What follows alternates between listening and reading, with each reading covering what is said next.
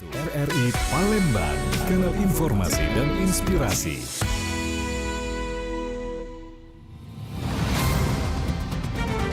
Segera Anda ikuti Dialog Palembang pagi ini.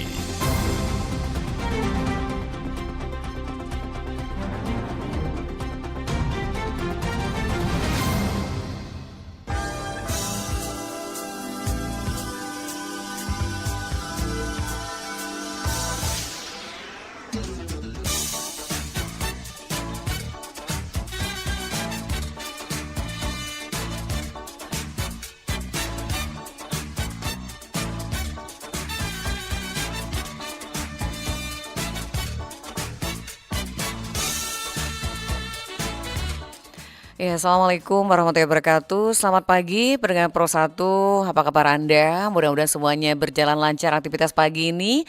Semangat pagi, berikan hal-hal positif di sekitar Anda, karena ini akan berpengaruh ketika Anda beraktivitas. Pendengar, seperti kita janjikan tadi, bahwa pukul 8 kita akan bersama di acara Dialog Palembang pagi ini dengan topik berkaitan dengan Hari Gizi Nasional, bagaimana upaya memberikan gizi seimbang untuk generasi unggul. Bersama narasumber kita yang hari ini kita akan hubungi via Zoom dan sudah tersambung. Juga nanti insya Allah satu narasumber kita datang ke studio Pro 1. Kita sudah terhubung dengan Ibu Retno Tiasning Wikan SGZ, nutrisionis ahli pertama RSMA Palembang. Kita sapa dulu. Ya.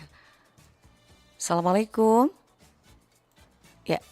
Assalamualaikum Mbak Retno. Selamat pagi. Halo, selamat pagi. Assalamualaikum Mbak Retno.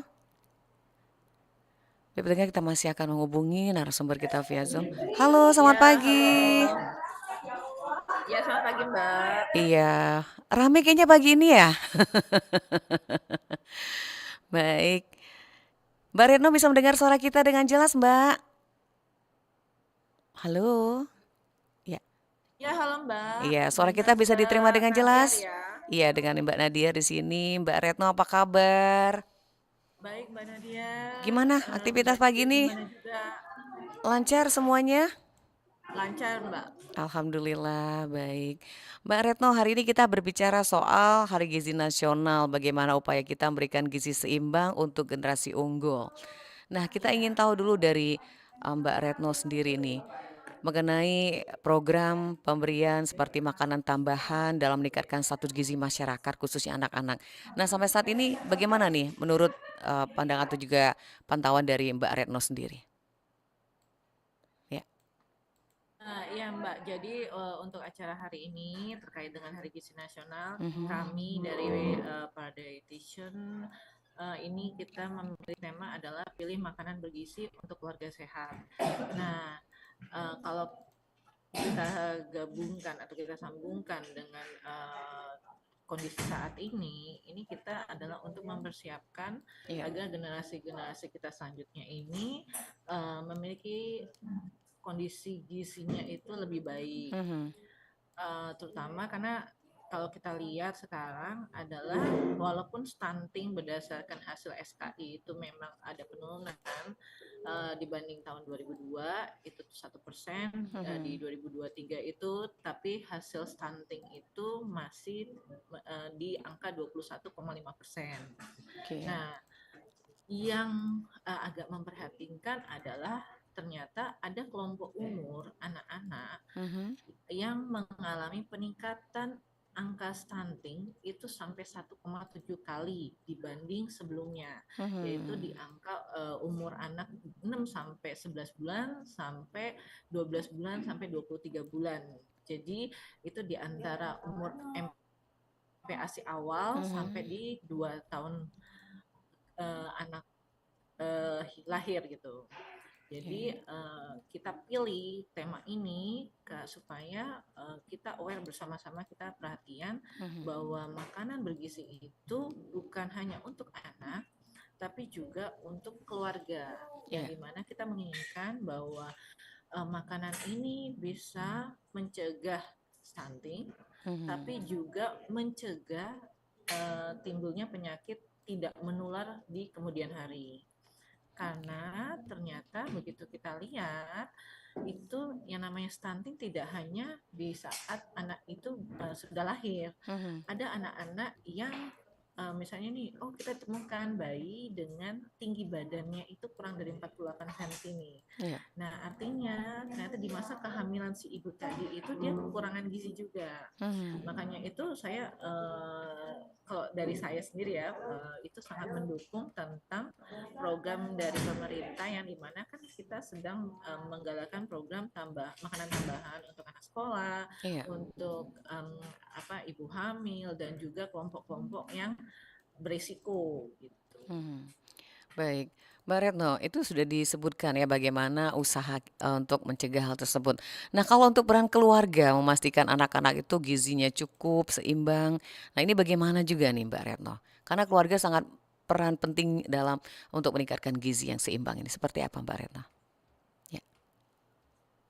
Nah, keluarga ini adalah fondasi utama kalau menurut saya. Mhm. Kenapa? Sekarang kan kita tahu ya bahwa banyak keluarga muda Iya. yang dia disibukkan oleh tuntutan dunia. Mhm. Mungkin kedua orang tuanya kerja dan juga mungkin anaknya tidak 100% dipegang oleh orang tua, bisa oleh saudara, boleh Iya. bisa oleh kakek neneknya, yang mana mereka sendiri pun sebenarnya pasti tidak seperhatian dengan orang tuanya. Maksudnya Mhm. orang tua itu adalah orang yang paling perhatian sama anaknya. Nah, ketika kita mendelegasikan tugas-tugas untuk menjaga anak kita, saya yakin orang lain itu tidak akan bisa 100% seperti orang Mhm. tua. Jadi, sebagai orang tua, kita tetap harus meng-cross check bagaimana anak kita itu tumbuh dan berkembang. Sebagai contoh, selama anaknya masih 2 tahun awal, orang tua wajib untuk selalu mengecek berat badan dan tinggi Mhm. badan pertumbuhan anak itu Iya. setiap bulannya. Supaya apa? Supaya memastikan apakah selama ini sudah benar atau tidak, Mhm. sudah cukup atau belum. Lalu untuk kita yang maksudnya sudah sibuk dengan pekerjaan, nah sekarang ini kan di masyarakat sangat dimudahkan dengan segala hal yang instan, Iya. entah itu makanan, entah itu bubur anak dan sebagainya. Saya Mhm. tidak melarang, tapi juga sebagai karena kita keluarga adalah fondasi, maka alangkah baiknya makanan-makanan yang seperti itu tidak selalu dikenalkan dan tidak menjadi rutinitas. Iya. Itu Tidak aja sih menjadi kalau dari saya. kebiasaan gitu ya Mbak Retno? Ya. Hmm. Baik. Baik Mbak Retno, kalau untuk tantangan utama untuk memberikan gizi seimbang bagi generasi muda di Indonesia itu seperti apa nih Mbak Retno? Mungkin ini kaitannya bagaimana kita menggali tentang apa yang harus dikonsumsi anak-anak muda sekarang. Karena kan banyak sekali konsumsi anak muda sekarang yang bisa dikatakan yang penting enak di lidah gitu. Nah, seperti apa nih Mbak Retno?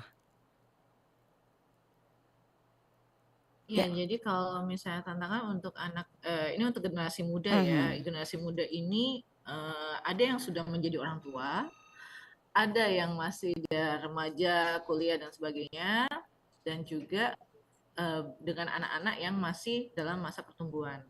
Kalau untuk orang tua yang masih muda, ini kita harus lebih aware terhadap kalau bisa nih kita bisa memilah jenis makanan yang baik yang memang dibutuhkan oleh tubuh kita.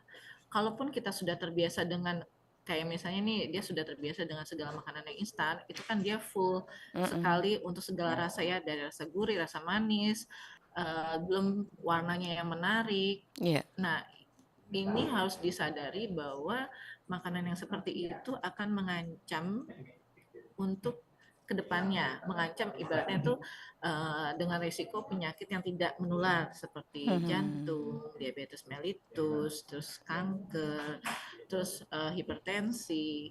Ini adalah 4 penyakit yang sangat eh, biasa saya temuin di rumah sakit gitu. Dan sekarang pun angkanya itu sudah meningkat. Misalnya nih untuk masyarakat yang usianya di atas 15 tahun, itu ternyata sebanyak 2,2% itu sudah mengalami diabetes mellitus. Jadi 2,2% dari seluruh penduduk Indonesia. Baik.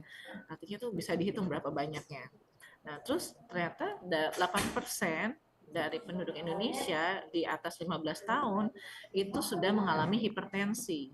Nah, buat mungkin banyak orang yang berpikir bahwa hipertensi kan cuma tensi naik doang gitu ya. Iya. Tapi ternyata tidak, hipertensi itu bisa jadi silent killer yang dimana dia akan mengganggu kerja organ-organ di dalam tubuh kita. Dari hipertensi itu bisa mengganggu jantung, bisa mengganggu ginjal, dan bisa membuat ginjal kita pun mengalami penurunan fungsi. Baik. Yang hingga akhirnya akan menyebabkan gagal ginjal kronik, harus cuci darah, dan sebagainya. Baik. Nah, Baik, kalau pendengar. misalnya Ya. untuk anak-anak yang remaja, yang masih sekolah, yang masih Ya. belum memiliki uang sendiri, berarti dari pihak orang tua nih yang dia bisa mulai untuk menjaga dan tidak mengenalkan itu dari sedini mungkin. Iya. Baik, pendengar, dimanapun Anda berada pagi hari ini, Anda bisa bergabung. Ada narasumber kita, Mbak Retno. Anda bisa bergabung di line telepon di 3699977 atau WA kita 0821 7927 9090 dan channel YouTube Pro 1 Palembang. Baik, Mbak Retno, kita tadi menyebutkan tentang siswa sekolah. Nah, ini kalau kita bicara soal sekolah, bagaimana nih peran sekolah sendiri untuk mendukung upaya peningkatan gizi siswa? Kan ini sangat penting sekali ketika dia sekolah makanan sehat yang bergizi. Nah, apalagi sekarang sudah ada program makan bergizi gratis. Seperti apa nih Mbak Retno? Ya. Ya Mbak Nadia, jadi kalau yang sepengetahuan saya ada beberapa sekolah itu yang full day itu sudah memiliki catering sendiri. Nah, cateringnya sendiri pun memiliki rancangan mingguan makanan, jadi punya jadwal menunya. Jadi nanti orang tuanya tinggal memilih mau menu apa nih buat besok anaknya. Itu biasanya orang tua bisa memilih. Nah, kalau misalnya sekolahnya sudah menawarkan hal yang seperti itu dengan catering, maka orang tua silakan memilih makanan yang selalu mengandung ada lauk hewaninya, ada sayurnya, dan juga ada buah. Minimal ada lauk, sayur, dan buah. Itu dulu. Kalau misalnya apakah harus ada susu? Susu itu sekarang kan sifatnya bukan 4 sehat 5 sempurna, tapi ada lagi seimbang. Jadi keberadaan susu itu bisa diperlukan, bisa tidak diperlukan tergantung dengan anak ini sudah cukup makannya atau belum, sudah cukup seimbang atau belum. Nah, masyarakat ini harus disadari bahwa isi piringku itu artinya adalah setengah porsi dari piring kita itu harus mengandung sayur dan juga buah, lalu setengah piring bagiannya lain adalah mengandung makanan pokok dan juga lauk hewani atau nabati. Jadi kalau misalnya dari catering sekolah sudah ada makanan yang seperti itu, maka selalu pilihlah makanan yang seperti itu. Nah, kalau misalnya untuk makanan yang dari program pemerintah nih, makan siang gratis, kalau yang sepengetahuan dan sepenglihatan saya, sebenarnya kita harus samakan dulu persepsi bahwa ini adalah bantuan, program bantuan. Jadi kalau misalnya saya lihat, ya dia ada makanan pokok, ada lauk hewani atau nabati, terus habis itu ada sayur dan juga ada buah. Menurut saya, ya ini cukup baik gitu loh. Nah, ketika misalnya ada anak yang tidak suka atau makanan itu kurang enak di lidah, saya malah ini bisa disebabkan oleh pola asuh dan juga pola makan di rumah sebelumnya dan juga kebiasaan makan anak sebelumnya. Jadi kalau misalnya sekarang anaknya nggak terbiasa dengan makanan tersebut, mari kita edukasi bareng-bareng anaknya bahwa apapun yang dikasih dari sekolah tolong dimakan, kalaupun nggak habis bawa pulang. Nah, ketika misalnya, tapi kalau misalnya nggak habis, anak saya nanti nggak makan dong. Berarti dari pihak keluarga boleh nih nambahin lauk atau nambahin sayur yang dia suka, tapi makanan yang nanti dikasih tetap harus mencoba minimal 1-2 sendok. Kenapa? Karena kalau misalnya ada anak yang menolak suatu jenis makanan, itu bisa terjadi karena dia sebelum-sebelumnya tidak pernah dikenalkan. Nah, kalau misalnya kita mau mengenalkan makanan baru kepada anak kita nggak harus menyuruh dia untuk menghabiskan, tapi cukup mulai dengan 1 atau 2 sendok awal supaya anak ini mulai familiar. Dan menurut saya program makan siang yang bersama-sama dengan teman itu sangat baik dilakukan. Kenapa? Karena ketika anak kita misalnya nggak suka dengan satu jenis makanan tertentu, tapi dia melihat temannya itu makan dengan enak dan nyaman, dia akan mulai tumbuh rasa percaya terhadap makanan itu. Artinya Iya. makanan itu memang enak dan oh, aman kok dimakan sama sama teman saya, artinya ini bisa juga dimakan oleh saya. Seperti itu Mbak Nadia. Iya, baik. Pak Retno ini sudah hadir di studio, narasumber kita bisa disapa dulu. Ada Ibu Devi Erianti, SGZ Decision MKM. Ini adalah Wakil Ketua ASDI periode 2024-2029. Kita sapa dulu. Assalamualaikum Mbak Devi. Waalaikumsalam warahmatullahi wabarakatuh, Ibu. Iya, terima kasih sudah bersama RRI pagi hari ini. Iya, mohon maaf terlambat. Iya, kita sudah sempat ngobrol via Zoom ini bersama Mbak Retno. Ini bisa disapa dulu nih Mbak Retno. Ada Mbak Devi pagi hari ini. Ya, Ya, Mbak Devi, selamat pagi. Selamat pagi, Mbak Retno. baik. Tadi sudah sempat ngobrol sama Mbak Retno. Kita izin dulu Mbak Retno, kita ke Mbak Devi dulu. Ini berkaitan dengan Wakil Ketua ASDI. Nah, Mbak Devi, kalau kita bicara soal peran dari organisasi sendiri dari ASDI gitu untuk mendukung upaya pemerintah meningkatkan status gizi masyarakat, seperti apa nih Mbak? Ya, terima kasih sebelumnya. Jadi kita bicara tentang organisasi Iya. profesi. Jadi di sini Asosiasi Dietitian Indonesia ini merupakan salah satu dari himpunan seminat dari yang namanya Persagi. Jadi Persatuan Ahli Gizi seluruh Indonesia itu adalah organisasi profesinya adalah Persagi.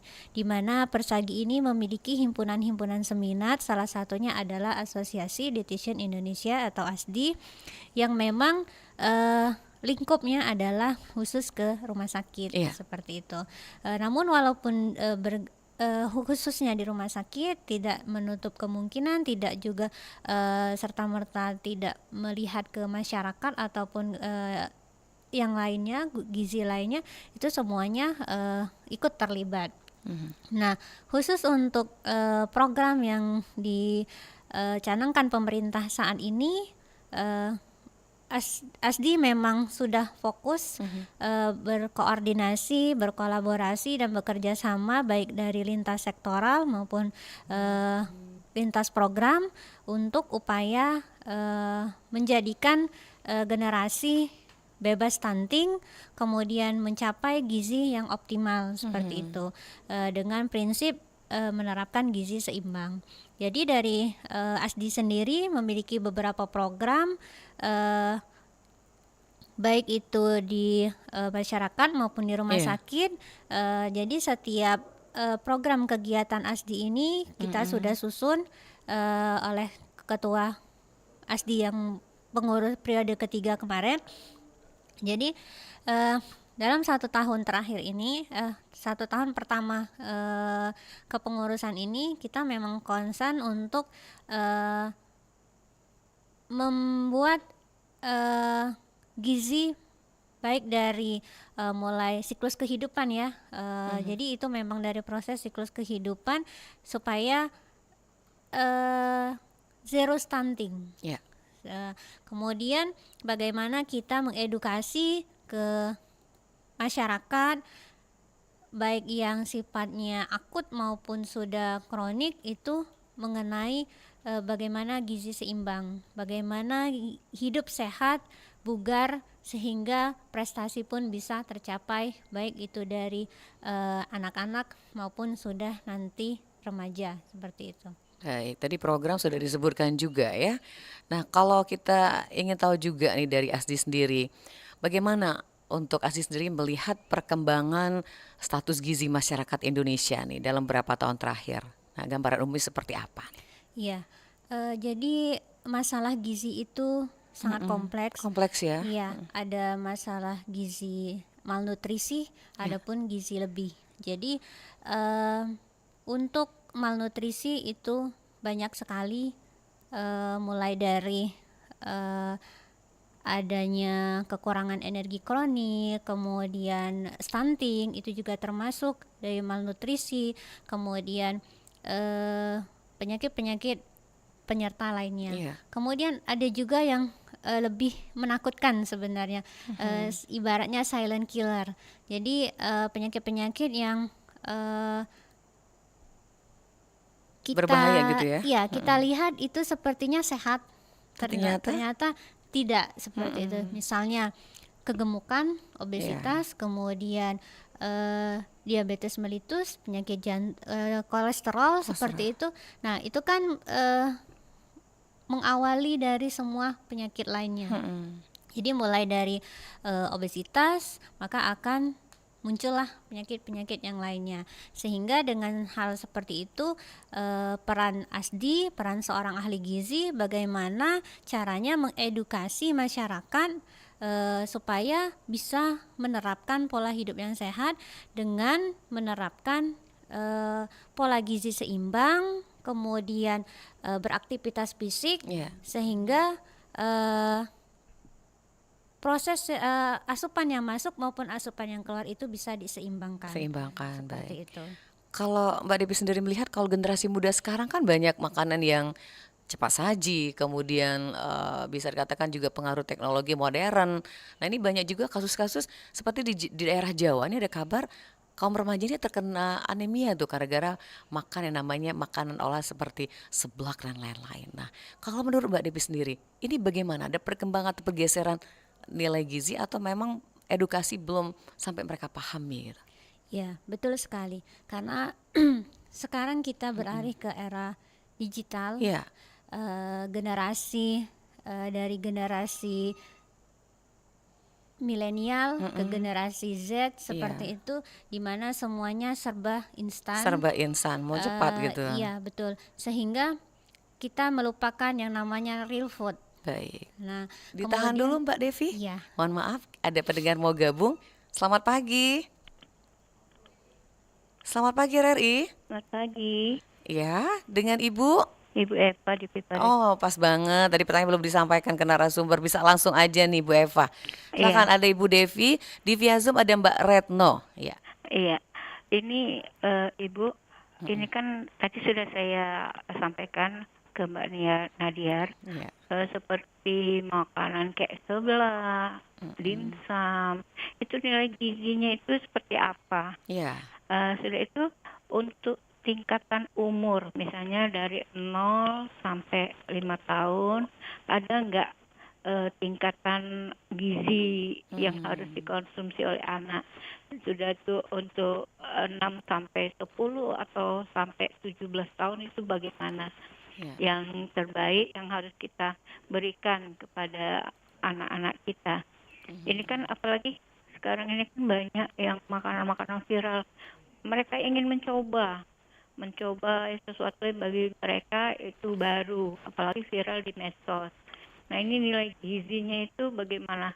Karena kan sekarang ada penyakit baru nih, selain diabetes bagi anak-anak, ada anemia, ada gagal ginjal. Nah itu kan pemicunya dari makanan dan minuman yang dikonsumsi oleh anak-anak. Sementara makanan dan minuman itu di luar kontrol kita. Nah ini Baik. bagaimana ini Bu? Cuma itu Baik. aja Mbak. Terima kasih Bu Eva di Pipareja. Baik, nanti Mbak Reno juga menanggapin ya yang via Zoom. Ke Mbak Devi dulu, bisa ditanggapi pertanyaan atau dari tanggapannya Bu Eva di Pipareja. Iya. Terima kasih Bu Eva atas pertanyaannya. Jadi betul sekali, saat ini banyak kasus itu terjadi. Anemia pun juga termasuk dalam masalah gizi terbesar di Indonesia, di mana memang asupan makanan yang dikonsumsi itu dimulai dari masa remaja. Masa remaja. Ya, jadi ketika masa remaja memang asupannya kurang, kemudian dilanjutkan ketika menjadi wanita usia subur, masukin masa kehamilan, Ya. asupan yang terus mungkin berkurang, dilanjutkan terjadinya proses persalinan di mana memang banyak pengeluaran zat besi di sana. kemudian lanjut dengan menyusui, itu semuanya zat besi itu sangat dibutuhkan. Dibutuhkan. Protein dan zat besi kolaborasi di situ sangat dibutuhkan. Nah, jadi prosesnya adalah siklus kehidupan. Jadi ketika anak remaja memiliki terjadinya anemia, defisiensi zat besi, itu prosesnya masa lampau orang tuanya, ibunya. Berperan di situ. Iya, jadi seperti pepatah mengatakan, makanan yang kamu makan saat ini adalah cerminan masa depan kamu. Nah, jadi seperti itu. Jadi untuk anak-anak yang di saat ini usianya remaja, ini adalah tempatnya untuk memperbaiki masa depan generasi selanjutnya. Jadi kalau ingin generasi selanjutnya itu menjadi yang bebas anemia, maka perbaikilah diri kita. Mulai dari pola makan dan sebagainya.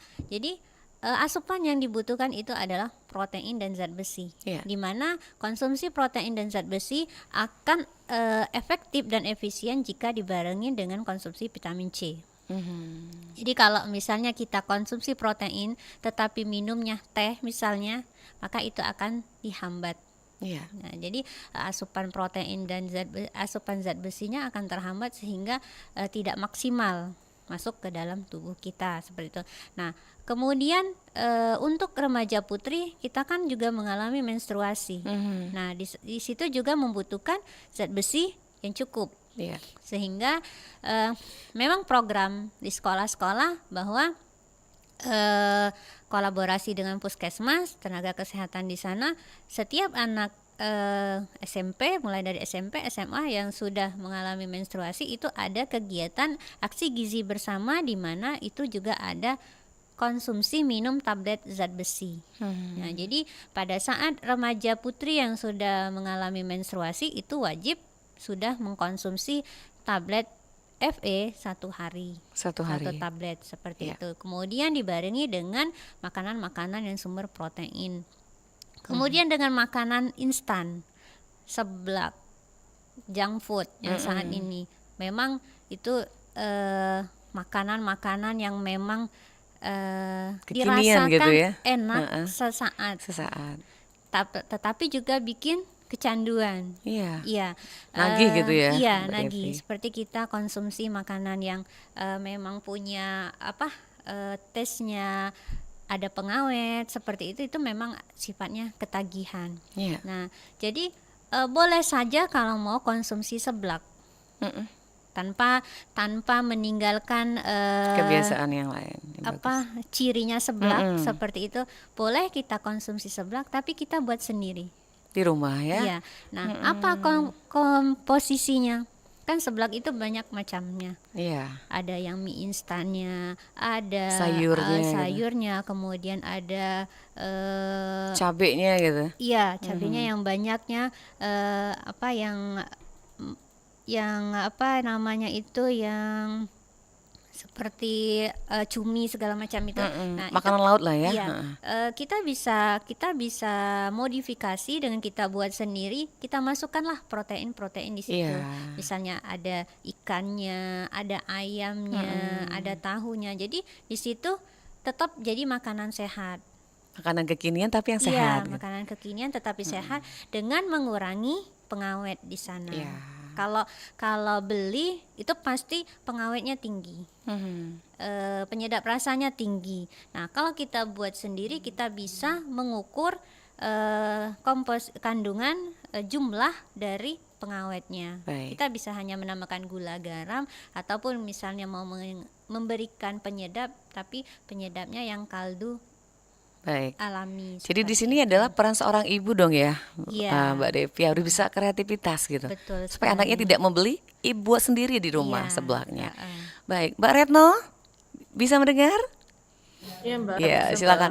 Mungkin ada tanggapan nih dengan pertanyaan Ibu Ibu Eva di Pipa Reja. Ya, silakan Mbak Retno. Iya, terima kasih Mbak Nandiar. Jadi kalau yang dari pertanyaan Bu Eva ini, sebenarnya kalau misalnya makanan yang sedang kekinian dimakan oleh para Kekinian, remaja iya. ini. Untuk nilai gizinya kalau yang untuk sebelah tadi udah dijelaskan oleh Mbak Devi. Tapi Iya. bagaimana kalau misalnya kita mau makan jenis yang lain, misalnya kayak dimsum atau misalnya mimian yang di luaran. Iya. Nah, ini kalau misalnya memang bisa bikin sendiri, maka perbaiki komposisinya. Jadi misalnya kalau misalnya kita beli itu pasti dominannya adalah lebih banyak seperti tepung-tepungnya dan juga misalnya tambahan kaldu ini, kaldu itu gitu ya. Iya. Nah, ini kalau misalnya mau bikin sendiri silahkan, tapi dengan komposisi lebih banyak di misalnya daging ayamnya lebih banyak nih 1 kilo, tepungnya tapi cuman tepung tapioka sama tepung terigunya mungkin cuma 1 sampai 2 sendok makan aja. Iya. Nah, apa bedanya ketika kita beli dimsum yang jadi dan makanan yang kita bikin? Untuk ibu-ibu yang mungkin sudah pernah nyoba. Jadi kalau misalnya makanan itu kita bikin sendiri, itu kalau kita simpen di Dalam kulkas itu biasanya itu cuma 3 harian aja itu dia akan rasanya berubah. Itu tanda dari memang karena memang kita tidak ada tambahan tambahan pengawet dan pengawet, juga iya. ini ya tambahan gulanya juga nggak banyak. Beda dengan kalau misalnya kita beli. Tapi kalau misalnya kita membeli itu bisa tahan sampai mungkin 1 bulan, 2 minggu lebih lah. Nah ini yang akan membedakan. Baik.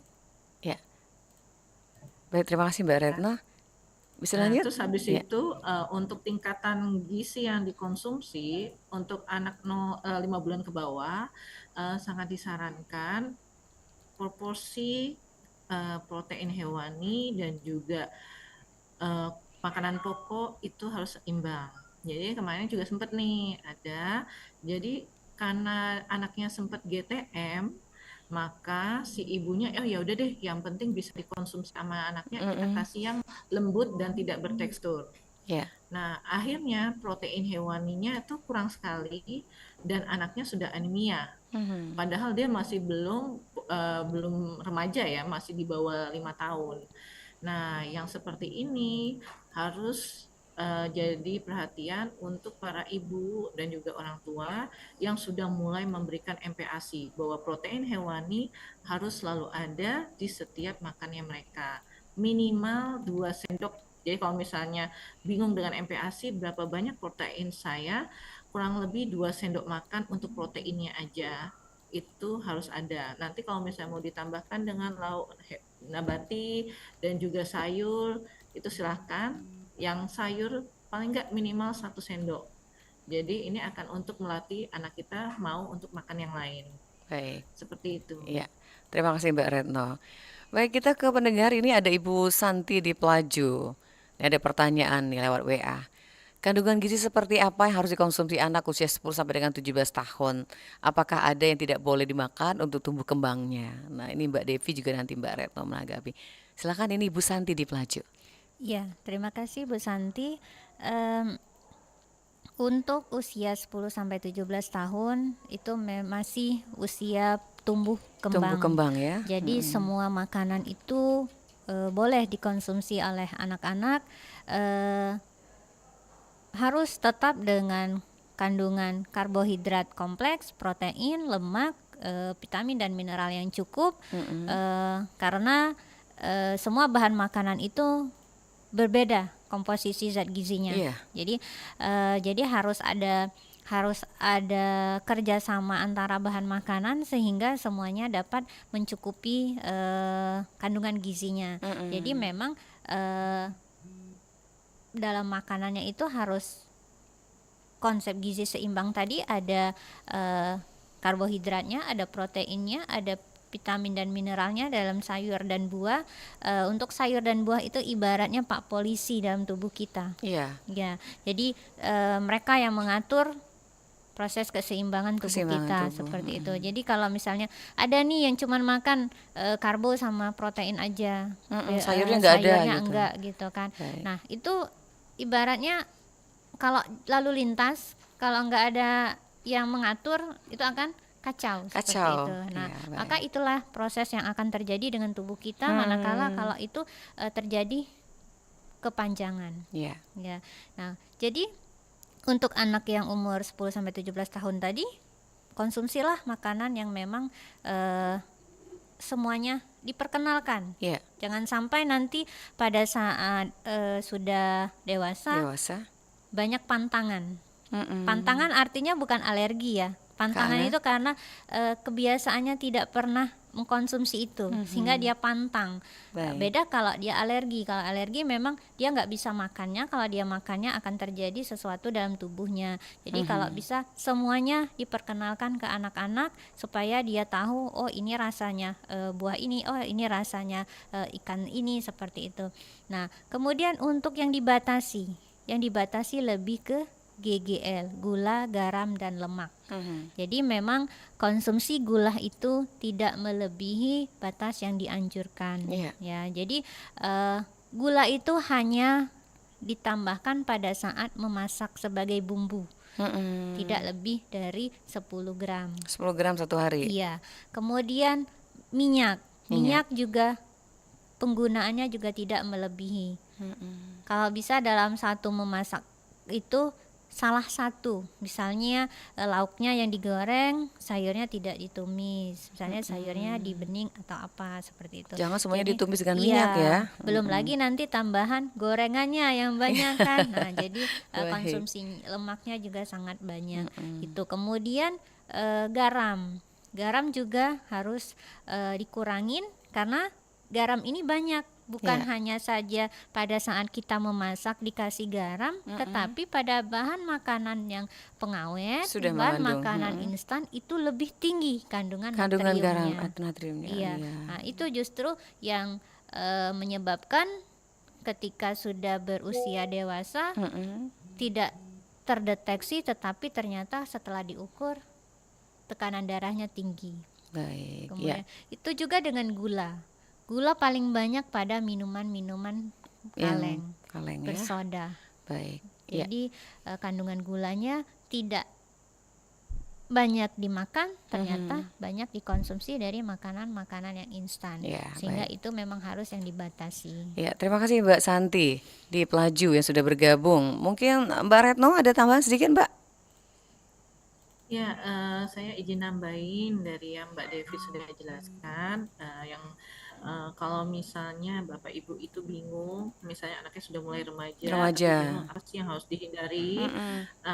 Kemenkes itu sudah memberikan panduan yang jelas terkait tadi yang seperti kayak pembatasan gula berlebih, garam berlebih, dan juga lemak berlebih. Nah, kalau misalnya nanti Bapak Ibunya silahkan searching tentang isi piringku dan juga piramida makanan. Di situ dijelaskan semua. Nah, tapi harus diingat bahwa anak-anak remaja itu memiliki aktivitas yang cukup tinggi. Entah itu misalnya dia seharian itu les sampai malam, entah juga dia punya aktivitas yang mungkin olahraganya cukup tinggi. Jika misalnya dia olahraga cukup tinggi, pasti kan dia nggak mungkin makan itu dengan porsi yang cuma segitu-segitu aja. Nah, jadi sebagai orang tua sangat dimohon untuk lebih fleksibel. Fleksibelnya dalam dalam arti gini, misalnya anak saya makan makanan yang cukup tinggi gula, maka anak ini harus disesuaikan dengan aktivitasnya yang cukup berat juga. Nggak bisa misalnya, oh dia tiap hari makannya donat, makannya tinggi tepung, tapi aktivitasnya itu cuman rebahan aja.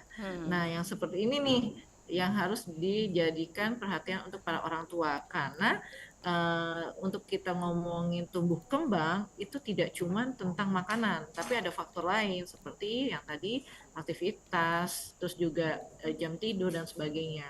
Oke. Jadi kita harus mulai aware bahwa nggak cuma makanan, tapi juga kita harus seimbangkan dengan aktivitas anak kita setiap harinya. Baik, terima kasih Mbak Retno ya. Baik, itu tadi ya untuk Mbak Santi di Pelaju. Tadi menyinggung isi piringku ini Mbak Devi juga Mbak Retno ya. Ada pertanyaan juga nih dari Wita di Sukabangun. Nah, terutama untuk anak-anak yang punya kebutuhan khusus, katakanlah autis dan gizi khusus seperti apa. Sebelum ke Mbak Wita di Sukabangun, tadi kita mau ke Mbak Devi dulu nih, kaitan sama pola kebiasaan makan gitu. Nah, ini kan kalau kita bicara soal kebiasaan makan di keluarga ini juga atau pola makan ini akan mempengaruhi juga pada isi piringku gitu ya Mbak Devi ya. Nah, bisa dijelaskan juga nih Mbak Devi, isi piringku ini seberapa pengaruhnya atau pengetahuan masyarakat tentang isi piring ini? Pengganti dari 4 sehat 5 sempurna. Iya, Ya. betul. Isi piringku ini sudah dicanangkan eh, pengganti dari 4 sehat 5 sempurna. Jadi memang isinya itu adalah karbohidrat, protein, lemak, kemudian ada sayur dan buahnya. Jadi separuhnya itu adalah eh, karbo dan protein. Separuhnya adalah sayur dan Iya. buah. Jadi komposisi untuk sayur dan buah itu lebih banyak Lebih banyak. dibandingkan nasi, karbohidrat. Kemudian dari setengah ini separuhnya adalah karbohidrat dan sepertiganya adalah protein hewani dan protein nabati. Baik. Ya. Ya. Jadi memang komposisinya Harus seimbang. harus seimbang dan harus lengkap. Ada protein nabati, protein hewani, kemudian ada sayur dan buah. Baik, kita terima dulu. Iya. Ya. Selamat pagi. Selamat pagi, Assalamualaikum warahmatullahi wabarakatuh. Waalaikumsalam warahmatullahi wabarakatuh. Dari siapa Pak? Dari Betung Mbak Nadia. Oh, dari Pak Gun ya?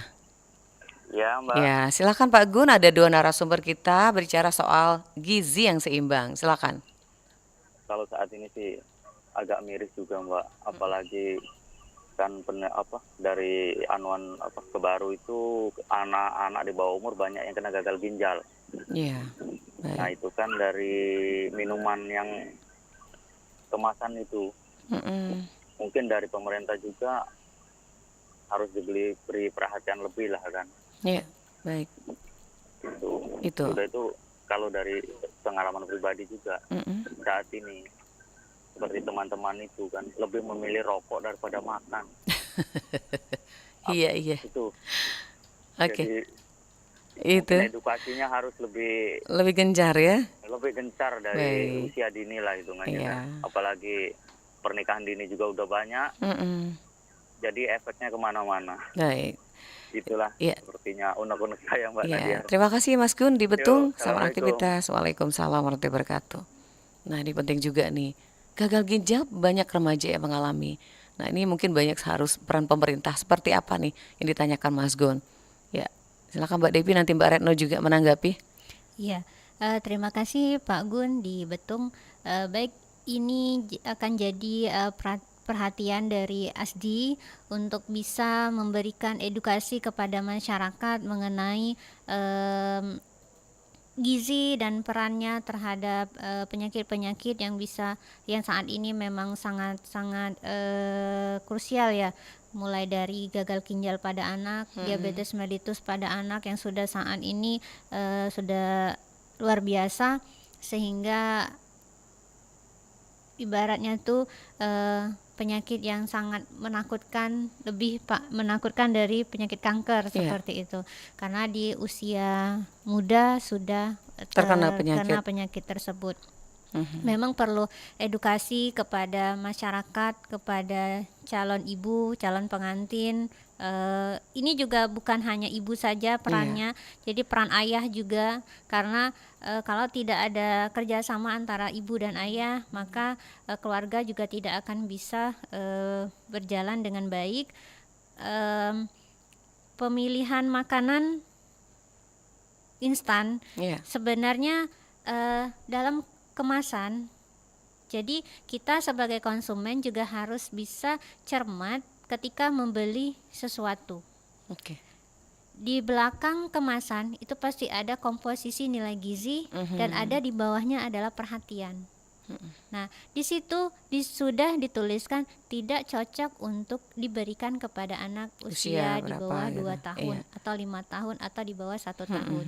Nah, jadi itu memang sudah ada diinformasikan, sehingga kita konsumen yang harus lebih teliti dan Teliti, ya.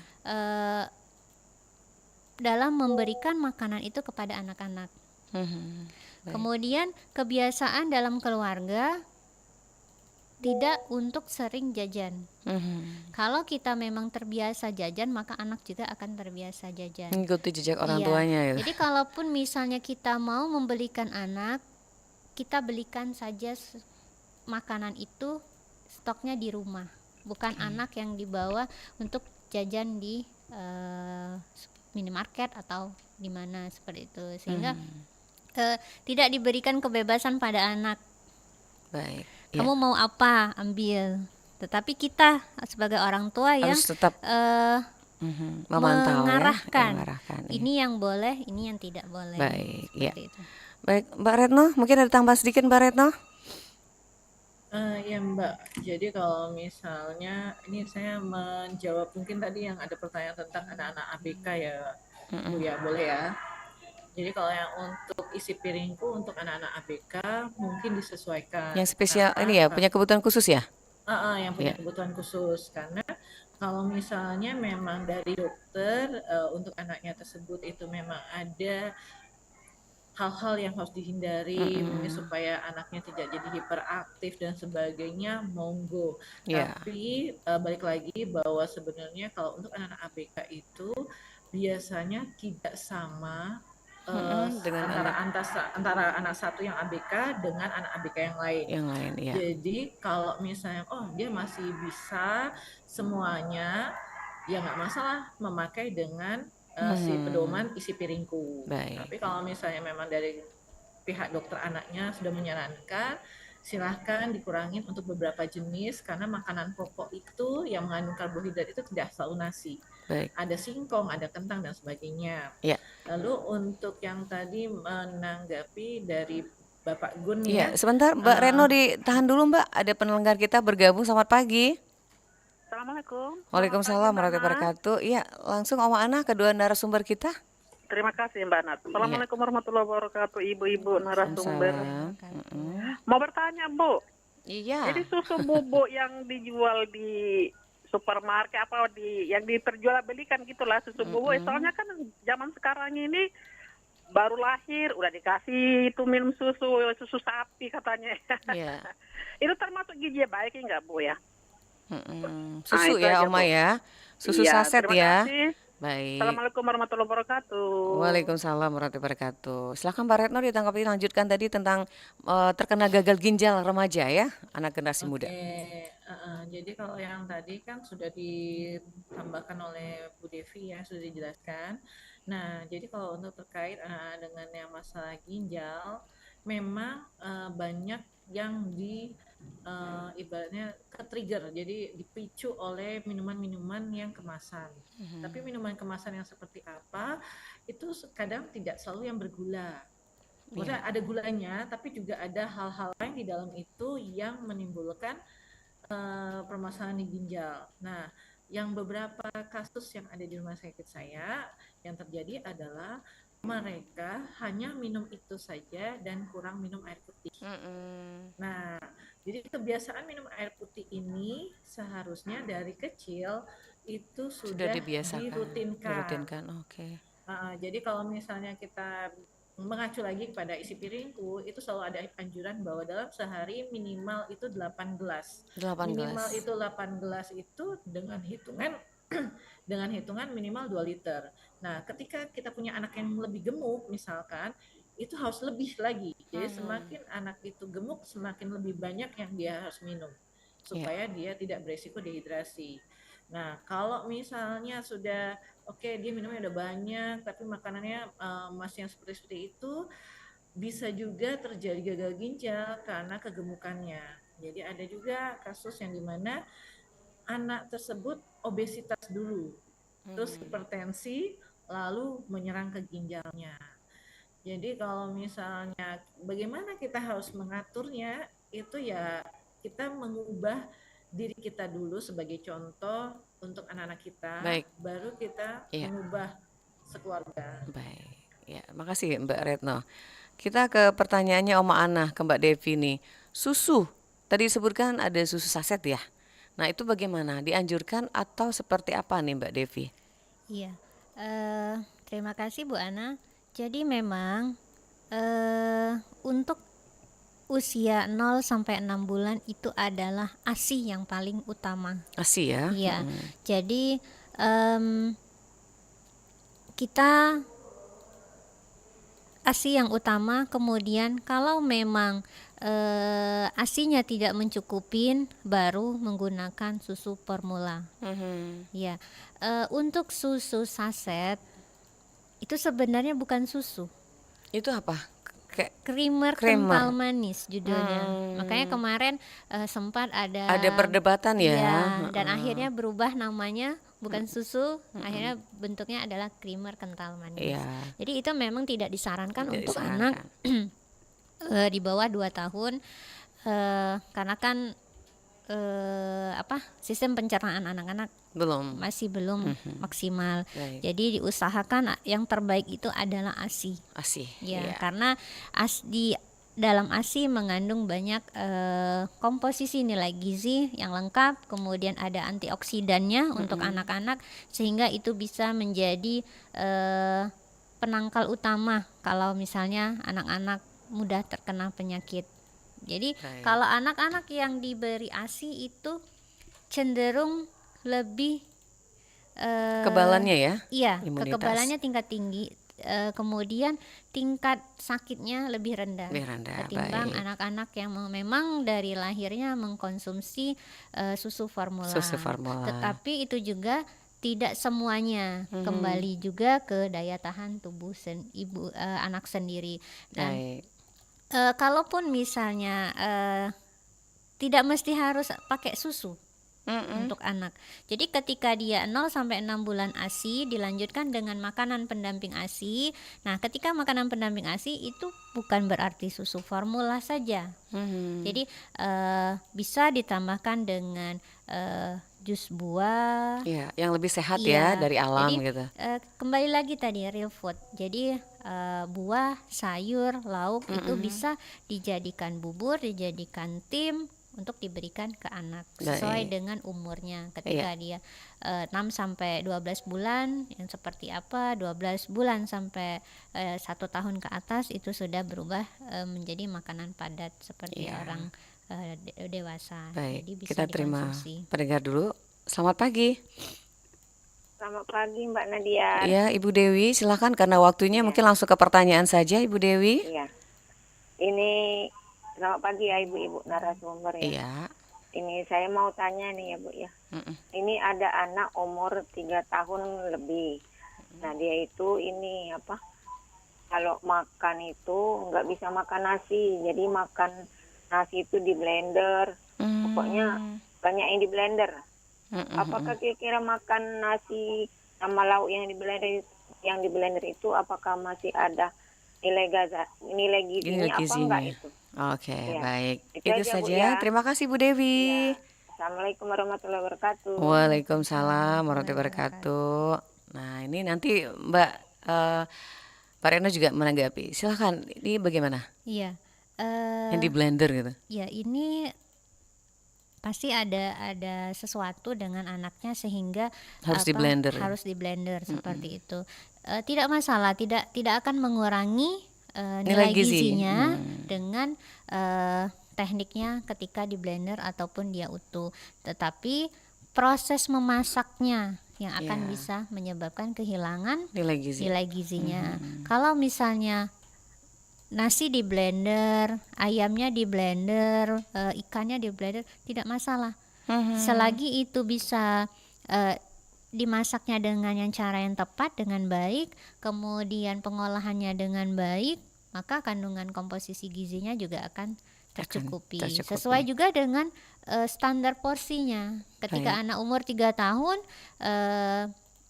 standar lauknya, karbohidratnya berapa yang diberikan, maka juga akan masuk ke tubuhnya, Baik. juga akan sesuai. Iya. Tapi kalau misalnya umurnya 3 tahun tapi diberikan hanya sedikit, sudah di blender, tetapi asupan yang dimakan juga cuma sedikit, misalnya hanya 2 sendok 3 sendok, Itu juga artinya tidak tidak akan seimbang ya, terpenuhi. tidak terpenuhi. Ya, Baik. tidak masalah dengan bentuknya berupa Baik. blenderan. Baik, ini tanpa terasa udah 1 jam ini Mbak Devi juga Mbak Retno. Ada satu pertanyaan penutup nih buat kedua narasumber kita. Bagaimana nih mempersiapkan generasi muda kita untuk menjadi agen perubahan, mewujudkan masyarakat yang lebih sehat dan juga bergizi. Silakan Mbak Devi juga nanti Mbak Retno.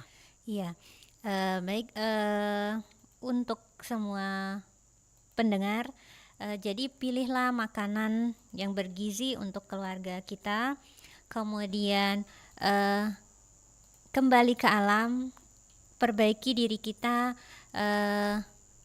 dengan tadi apa yang kita makan itu adalah investasi masa depanmu, sehingga ketika mau kita makan apapun kita akan mengingat apa yang akan terjadi di masa depan kita. Ketika kita sudah mengkonsumsi makanan yang tidak baik, maka kita akan menerima konsekuensinya di masa depan apa yang akan terjadi dengan tubuh kita, seperti itu. Jadi pilihlah makanan yang bergizi dan sehat untuk menjadikan generasi yang cerdas, prestasi dan bugar. Baik, Mbak Retno, silakan Mbak Retno. Ini sebagai penutup kita, bagaimana mempersiapkan generasi muda menuju agen perubahan, mewujudkan masyarakat yang lebih sehat dan bergizi. Silakan Mbak Retno. Ya Mbak, jadi kalau dari saya sebagai generasi muda, ini kita bisa untuk lebih aware, terus habis itu manfaatkan vaskes yang ada di sekitar kita. Jadi kalau misalnya ada orang tua yang susah untuk memberikan MPASI, mari kita sebentar ya, maaf ya. Oke.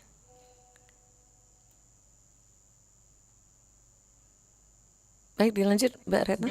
Ya, jadi kalau untuk orang tua yang masih baru, manfaatkan vaskes yang pertama seperti puskesmas, minta tolong kalau misalnya ada permasalahan nih dengan tumbuh kembang anaknya, itu bisa hubungin ahli gizi ataupun dokter di vaskes pertamanya. Lalu kalau misalnya ibunya lagi hamil, itu di pemeriksaan awal, jadi untuk para pengantin itu silakan dicek kesehatannya. Nah ini bisa dicek dari lingkar lengannya apakah sudah cukup atau dia berisiko untuk kekurangan protein. Nah biasanya kalau sudah kekurangan protein ini kan dia bisa resiko anemia dan sebagainya. Ini akan berefek juga pada janin. Jadi sebelum kita berpikir berarti saya harus belajar banyak, mari kita manfaatkan dulu nih vaskes-vaskes yang sudah disediakan oleh pemerintah. Jadi kesehatan kita ini bisa terjamin. Minimal kita mendapat pengetahuan secara gratis dari yang sudah difasilitasi oleh pemerintah. Baik, terima kasih untuk Mbak Retno Tiasning Weekend. Terima kasih ya Mbak, sukses selalu. Mudah-mudahan semuanya akan lancar. Terima kasih Mbak Retno. Assalamualaikum warahmatullahi wabarakatuh. Sama-sama Mbak. Ya, terima kasih juga untuk Mbak Devi yang sudah bergabung langsung ke studio hari ini. Semoga apa kita bincangkan hari ini akan memberikan edukasi buat para orang tua khususnya di generasi muda, bagaimana upaya untuk menjadikan mereka generasi yang unggul di Hari Gizi Nasional yang akan kita peringati tanggal 25 nanti. Terima kasih Mbak Devi, sehat selalu, Sama-sama, sukses Mbak. selalu. Ya. Assalamualaikum warahmatullahi wabarakatuh. Waalaikumsalam warahmatullahi wabarakatuh. Baik pendengar, dialog Palembang pagi ini kami cukupkan sampai di sini. Terima kasih terutama untuk kedua narasumber kita yang sudah berkenan bersama kita di acara dialog pagi ini. Mbak Devi Arianti, SGZ Dietitian MKM, Wakil Ketua ASDI periode 2024-2029. Juga tadi ada Mbak Retno Tiasning Wikan SGZ, nutrisionis ahli pertama RSMH Palembang. Terima kasih pendengar, tadi ada Ibu Eva di Pipareja, terima kasih Ibu Santi di Pelaju, Mbak Wira di Sukabangun, Mas Gun di Betung, terima kasih Om Ana di Prabu Muli, Mbak Dewi di Prabu Muli sudah bergabung di acara Dialog Palembang pagi ini. Saya Nadia bersama rekan Dina juga rekan Bunga pamit undur, semoga memberikan manfaatnya, selamat aktivitas dan wassalamualaikum warahmatullahi wabarakatuh. Baru saja Anda ikuti Dialog Palembang pagi ini.